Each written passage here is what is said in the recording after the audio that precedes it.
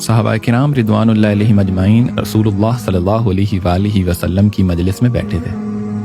سیدنا عبداللہ بن عباس رضی اللہ عنہما بیان فرماتے ہیں کہ اللہ کے حبیب صلی اللہ علیہ وآلہ وسلم نے فرمایا، اے لوگو، کیا میں تمہیں ان کے بارے میں خبر نہ دوں جو نانا نانی کے اعتبار سے سب لوگوں سے بہتر ہیں؟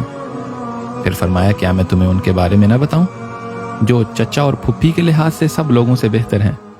اور کیا میں تمہیں ان کے بارے میں نہ بتاؤں جو ماموں اور خالہ کے اعتبار سے سب لوگوں سے بہتر ہیں؟ اور پھر فرمایا، کیا میں تمہیں ان کے بارے میں خبر نہ دوں جو ماں باپ کے لحاظ سے سب لوگوں سے بہتر ہیں؟ صحابہ کرام نے عرض کی، یا رسول اللہ کیوں نہیں؟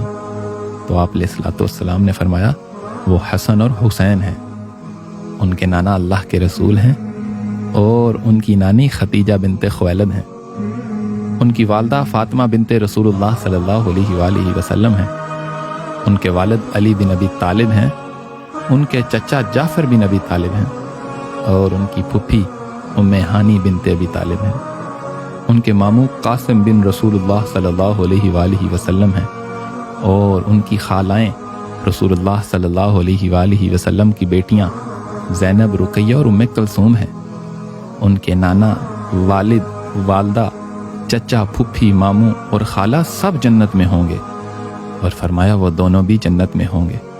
اور سیدنا امام حسین اور امام حسن رضی اللہ عنہما کے بارے میں نبی کریم صلی اللہ علیہ وآلہ وسلم نے فرمایا ہے کہ حسن اور حسین جنتی نوجوانوں کے سردار ہیں۔ اللہ کریم ہمیں اہل بیت کی محبت نصیب فرمائے۔ آؤ اس پیغام کو شیئر کر کے اس عظیم مشن میں اپنا حصہ ڈالیں۔